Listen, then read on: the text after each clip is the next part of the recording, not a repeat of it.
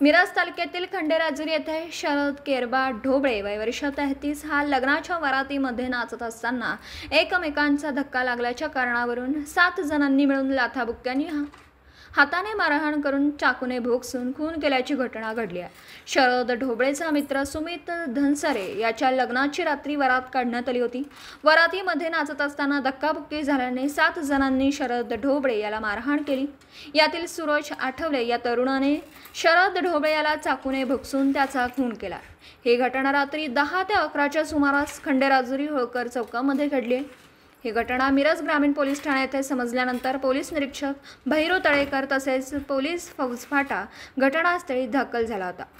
हल्लेखोर खंडेराजुरी येथीलच असल्याने त्यांची नावे निष्पन्न झाल्यानंतर मिरज ग्रामीण पोलिसांनी तात्काळ 5 जणांना जेरबंद केला।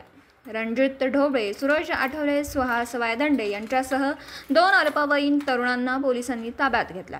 वरातीमध्ये नाचत असताना किरकोळ धक्काबुक्की लागल्यानंतर आज एका तरुणाला जीव गमवावा लागला। मिरज ग्रामीण पोलीस अधिक तपास करीत आहेत। मिरज तालुका प्रतिनिधी आदिल मकानदार।